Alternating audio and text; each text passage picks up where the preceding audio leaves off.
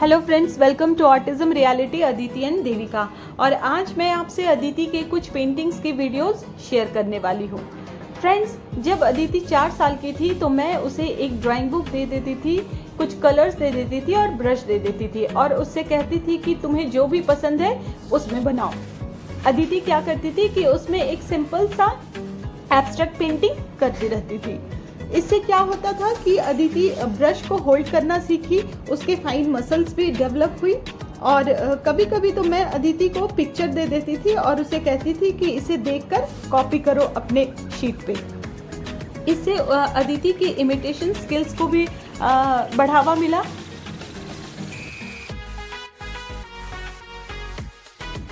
Art और painting के through Aditi की सिटिंग कैपेसिटी बढ़ी, अटेंशन बढ़ा और वो फोकस्ड हुई।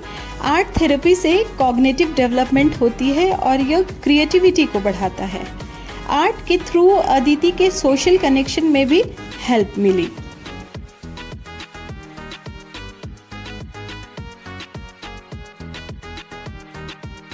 सबसे बड़ी बात यह है कि आर्ट थेरेपी जो है वो अदिति के इमेजिनेशन को काफ़ी इम्प्रूव किया।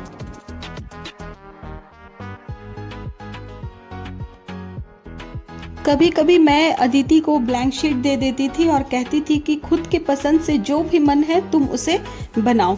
तो अदिति ज़्यादातर सीनरी और लैंडस्केप प्रेफर करती थी, क्योंकि बचपन से ही मैंने उसे देखा था कि जब उसे सिखाती थी तो उसे ट्रीज़ बनाना अच्छा लगता था, माउंटेन बनाना अच्छा लगता था, पॉन्ड, रिवर, ये सारी चीज़ें बनाना उसको बहुत पसंद था। बट ह्यूमन फिगर में उसका कभी भी इंटरेस्ट नहीं रहा है और ह्यूमन फिगर में उसका परफेक्शन भी नहीं है। तो जब मैं उसे कहती थी कि अपने पसंद से कुछ भी बनाओ तो मैं देखती थी कि वो रिवर बनाती है, हट बनाती है, माउंटेन बनाती है। तो मैं उससे पूछती थी कि पॉन्ड में क्या रहता है, रिवर में क्या रहते हैं, तो वो फिश बना देती थी। फिर मैं पूछती थी कि और क्या रहता है, तो कभी कभी वो बोट भी बना देती थी। फिर मैं कहती थी कि पॉन्ड में क्या रहता है, तो वो चुप रहती थी, कुछ बनाती नहीं थी। और क्या रहता सोचती थी। बट जब मैं कहती थी कि डक कहाँ पे रहते हैं, तो वो फिर उसमें डक भी बनाती थी। इससे क्या हुआ कि अदिति के इमेजिनेशन स्किल्स भी इम्प्रूव हुए। फ्रेंड्स, जो नॉन वर्बल बच्चे हैं वो अपने फीलिंग्स, अपने इमोशंस, अपने विचारों को दूसरों तक नहीं पहुंचा सकते। इसलिए आर्ट थेरेपी एक बहुत अच्छा माध्यम है जिसके द्वारा बच्चा अपने फीलिंग्स, अपने इमोशंस, अपने विचारों को आर्ट के थ्रू दूसरों तक पहुंचा सकता है। फ्रेंड्स, अगर बच्चे के इंटरेस्ट के बारे में जानना है कि बच्चे को किस फील्ड में इंटरेस्ट है या किस एरिया में इंटरेस्ट है, तो आर्ट थेरेपी काफ़ी हेल्प कर सकता है। आप इसके लिए बच्चे को एक पेपर और पेंसिल दे दीजिए और उनसे कहिए कि आपको मन में जो भी है आप उसमें ड्रॉ करो। इसमें जब बच्चा ड्रॉ करेगा तब आप बच्चे से क्या और क्यों के क्वेश्चंस ज़रूर पूछें कि क्या बना रहे हो। उसके बाद जब कुछ बना लेगा तो फिर पूछिए कि ये क्यों बनाया, तो वो बच्चा आंसर करेगा कुछ भी। तो आपको इससे पता चलेगा कि बच्चे के मन में क्या चल रहा है। ठीक है, इससे बच्चे की मानसिक स्थिति का पता लगाया जा सकता है। ऑटिज्म का बच्चा जो है वो विजुअली माइंडेड होता है, यानी वो विजुअल लर्नर होते हैं। तो जो पिक्चर या इमेज है वो डेटा रिकॉर्ड हो जाता है उनके माइंड में और पेंटिंग के माध्यम से बच्चा एक्सप्रेस कर सकता है और सोशल कनेक्शन भी डेवलप करता है।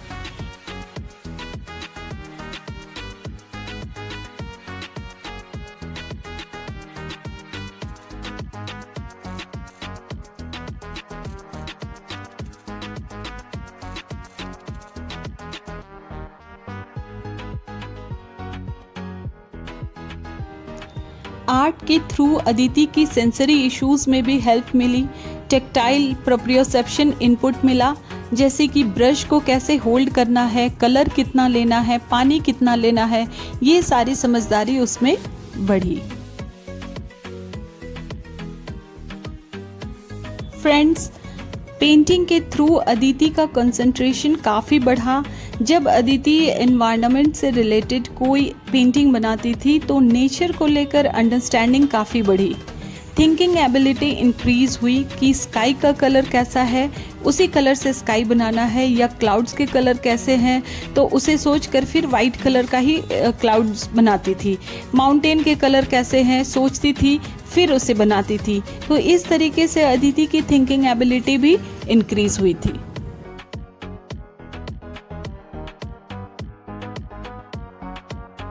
फ्रेंड्स, जब अदिति पेंटिंग के लिए बैठती थी तो कंटिन्यूअस 1.5 से 2 घंटे तक बैठकर करती थी, क्योंकि उसे पेंटिंग में इंटरेस्ट था। बचपन से ही वो, जैसे 4 साल के एज से ही मैं उसे कलर्स और पेपर दे देती थी तो वो अपने मन के हिसाब से कुछ भी एब्स्ट्रैक्ट सिंपल पेंटिंग करती रहती थी। इससे क्या हुआ कि वो ब्रश चलाना सीखी, ब्रश होल्ड करना सीखी।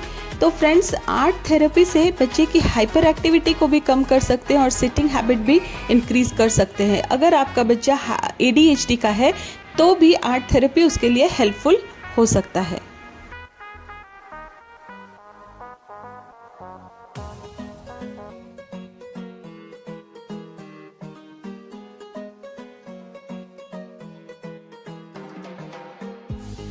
तो इस तरीके से फ्रेंड्स, आर्ट थेरेपी जो है वो ऑटिज़म और ADHD के बच्चों में हाइपर एक्टिविटी को रिड्यूस करती है। क्योंकि अगर बच्चा पेंटिंग के लिए बैठता है, ड्राइंग के लिए बैठता है तो 1 से 1.5 घंटा बैठेगा, तो इससे क्या होता है कि बच्चे की सिटिंग हैबिट भी इंक्रीज़ होती है, वो शांत रहता है, बच्चे का अटेंशन बढ़ता है। इससे क्या होता है कि बच्चा फोकस्ड होता है। आर्ट थेरेपी जो है वो बच्चे की फाइन मोटर स्किल्स डेवलप करती है, बच्चे का आई हैंड कोऑर्डिनेशन बढ़ता है। फाइन मोटर स्किल्स इसलिए डेवलप करती है क्योंकि बच्चा पेंसिल होल्ड करता है, उससे ड्राइंग करता है, बच्चा ब्रश लेता है, ब्रश में कलर लेता है, उसके बाद पेंटिंग करता है। उससे क्या होता है कि फाइन मसल्स डेवलप करती है। और आई हैंड कोऑर्डिनेशन इसलिए होता है क्योंकि बच्चा अपने फिंगर का इस्तेमाल कर रहा है और बच्चा बार बार कलर चेंज कर रहा है, कभी रेड, कभी ग्रीन, कभी ब्लू, कभी येलो। तो इससे क्या होता है कि आई हैंड कोऑर्डिनेशन डेवलप करती है। पेंटिंग और आर्ट थेरेपी से बच्चों का कॉग्निटिव डेवलपमेंट होता है कि बच्चा किस प्रकार सोचते हैं और चीज़ों का पता लगाते हैं। यानी बच्चों को आसपास की दुनिया के बारे में सोचने और समझने में मदद करता है। हमारे ब्रेन का जो डेवलपमेंट है वो कॉग्निटिव डेवलपमेंट का ही पार्ट है। आर्ट थेरेपी जो है वो बच्चे की क्रिएटिविटी को बढ़ाता है, इससे बच्चा शांत होता है, बच्चे की अंडरस्टैंडिंग को भी बढ़ाता है, बच्चे की थिंकिंग एबिलिटी इंक्रीज होती है। क्योंकि बच्चा जब कोई ड्राइंग या पेंटिंग कर रहा होता है तो वह पहले सोचता है, उसके बाद उसको ड्रॉ करता है। आर्ट थेरेपी से बच्चे की इमेजिनेशन और इमिटेशन एबिलिटी को भी इंक्रीज करती है। सबसे बड़ी बात यह है कि आर्ट थेरेपी जो है बच्चे की मेमोरी को इम्प्रूव करती है।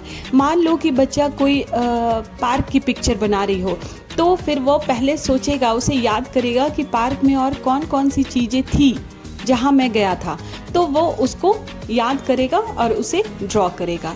तो इस तरीके से फ्रेंड्स, आर्ट थेरेपी जो है ओवरऑल हमारे ऑटिज़म और ADHD के बच्चों के लिए काफ़ी हेल्पफुल होता है। तो फ्रेंड्स, रिक्वेस्ट है आपसे कि आप भी पता करें कि आपके बच्चे को किस फील्ड में इंटरेस्ट है। ज़रूरी नहीं है कि हर बच्चे को आर्ट या पेंटिंग में ही इंटरेस्ट हो सकता है आपके बच्चे को स्पोर्ट्स में इंटरेस्ट हो, या फिर म्यूज़िक में इंटरेस्ट हो, या फिर स्विमिंग में, या फैशन में।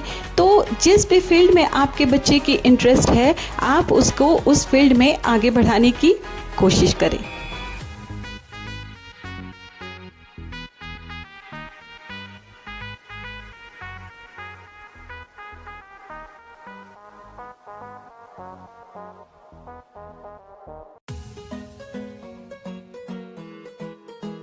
तो फ्रेंड्स, अगर वीडियो पसंद आई हो तो प्लीज़ शेयर करें ताकि दूसरे बच्चों को भी हेल्प मिले, और सब्सक्राइब करें ताकि अगले वीडियो की नोटिफिकेशन आपके पास आ जाए। आज वीडियो को यही एंड करती हूँ। मिलती हूँ अगले वीडियो में, तब तक के लिए बाय बाय।